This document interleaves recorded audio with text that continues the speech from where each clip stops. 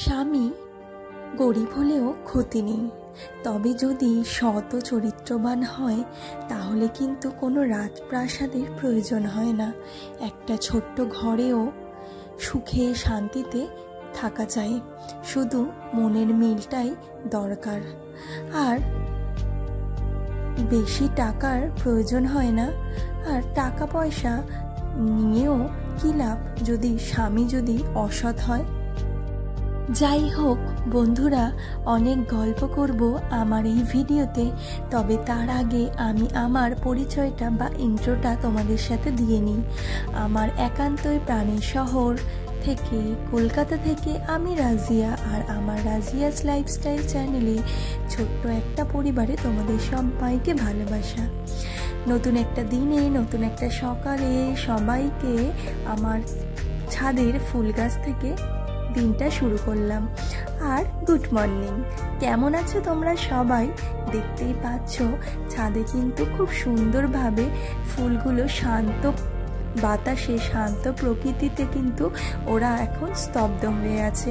কারণ কি জানো, এখন কিন্তু আকাশের অবস্থা বেশ খারাপ, ওই জন্য ওরাও কেমন স্তব্ধ হয়ে রয়েছে, কোনো খেলছে না, দুলছে না, একার মতো। দেখো প্রত্যেকটা ফুল কেমন স্থিরভাবে রয়েছে, দেখো তো। আর ভাবলাম তোমাদের সাথেও আজকে সকালবেলায় ছাদে গিয়ে তোমাদের সাথে দিনটা শুরু করা যাক। আর লঙ্কাগুলো দেখেছো তো কেমন লাগছে আমাকে কিন্তু জানিও। এই নতুন একটা দিনে, নতুন একটা সকালে তোমাদেরকে সাথে নিয়েই কিন্তু আমি আমার ব্লগটা স্টার্ট করেছি। আশা রাখছি ব্লগটা তোমাদের ভালো লাগবে।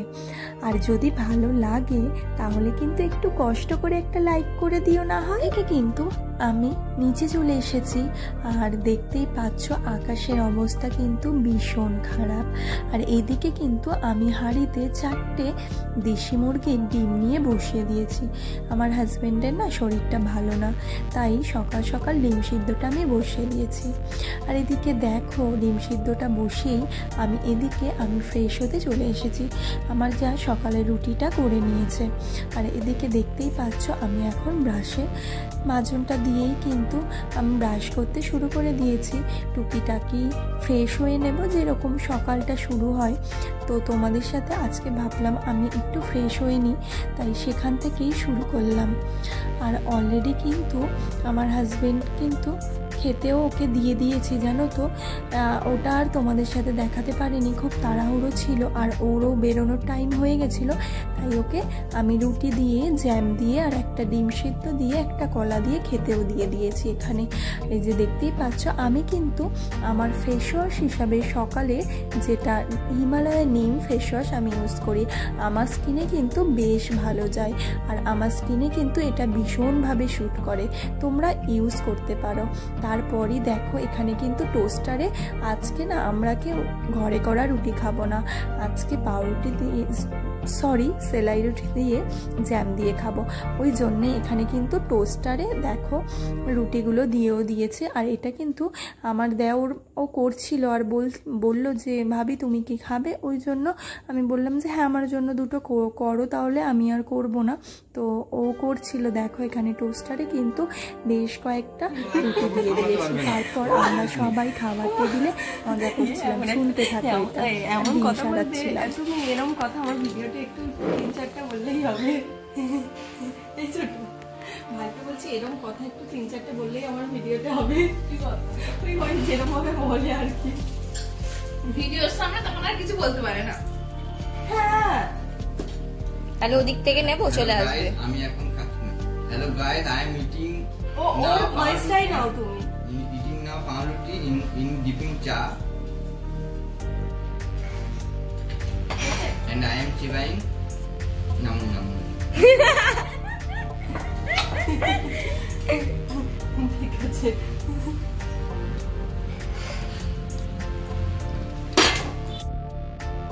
শুনতেই পেলে আমার দেওর কিন্তু বেশ মজার মজার কথা বলে, তা আমি সেটাই বলছিলাম আমার ভিডিওতেও বেশ কিছু মজার মজার কথা বলে দাও।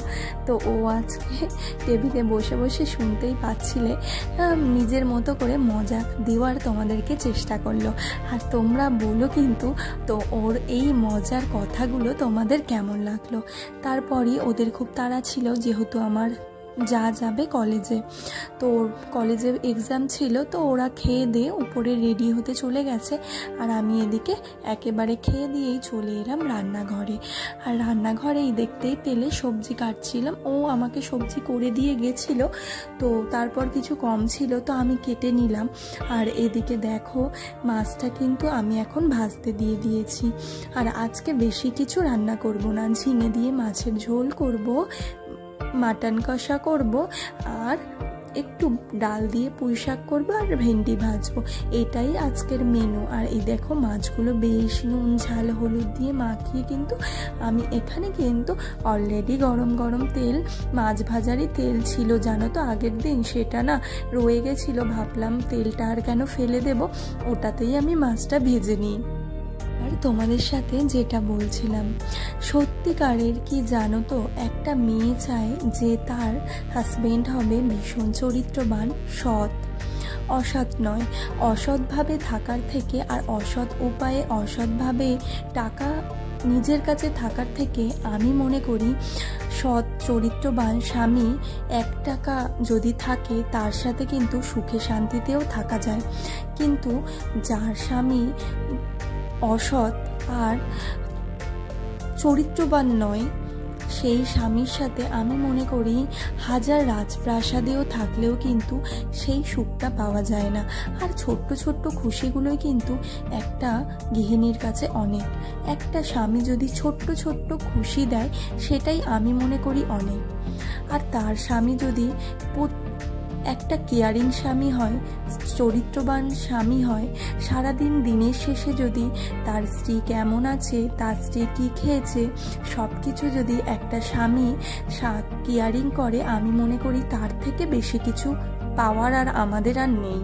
যারা আমরা হাউস ওয়াইফ তাদের মনে হয় তাদের স্বামীর কাছে এটাই পাওয়াই আমাদের মনে হয় সব থেকে ভালো। আর আমার এত বড় রাজপ্রাসাদ আছে কিন্তু আমার স্বামী অসৎ, সেই টাকার থেকে আর সেই রাজপ্রাসাদে থাকার থেকে মনে হয় সারাদিন চোখের পানি ফেলার থেকে মনে হয় ছোট্ট ঘরে থেকে, ছোট বাসায়, আমার ছোট্ট রুমটাতে আমার স্বামী যদি চরিত্রবান হয়, সেই ভালোবাসায় আমার মনে হয় ওই রাজপ্রাসাদের থেকে ছোট্ট ঘরটা অনেক ভালো। পেলে তোমাদের সাথে কিন্তু অনেক বকবক করলাম। অনেকে ভাববে আপুটা বুঝি অনেক বক্তব্য দিচ্ছে, না না, এটাই কিন্তু সমাজের রীতি। আমার মনে হয় যে এত টাকা পয়সার থেকে স্বামী ভালো না, আমার কাছে অনেক টাকা, সেই টাকা নিয়ে কি করব যদি দিনের শেষে স্বামী যদি না জিজ্ঞাসা করে যে আমি কেমন আছি। তার থেকে আমি মনে করি স্বামীর যদি 1 টাকা ইনকাম থাকে আর স্বামী যদি একটা গৃহিণীর দিনের শেষে কেয়ারিং করে, তার থেকে আর বড় জিনিস হয় না। হ্যাঁ অবশ্যই টাকার সবারই প্রয়োজন আছে, কম আর বেশি, কিন্তু প্রত্যেকটা নির্দিষ্ট পরিমাণ হওয়া উচিত। দিনের শেষে যদি একটা মানুষ যদি অনেকটা পেয়ে যায় না, তাহলে ভাবে যে অনেক কিছু পেয়ে গেছে, সেই পাওয়ার কোনো মানে হয় না। আর সেই পাওয়াটা যেখানে স্বামীর ভালোবাসা নেই, আমি মনে করি সেই পাওয়াটা কোনো কাজেরই নেই।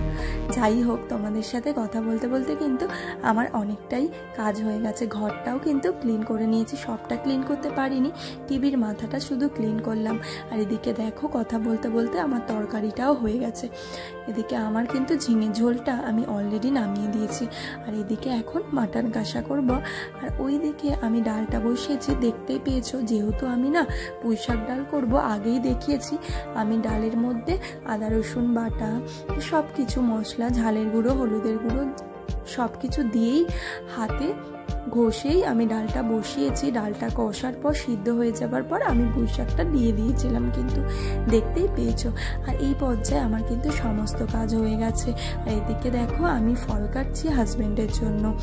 আর এতক্ষণ আমার সাথে যারা আছো, আমার পাশে আছো, তাদেরকে আমার তরফ থেকে অনেক ভালোবাসা।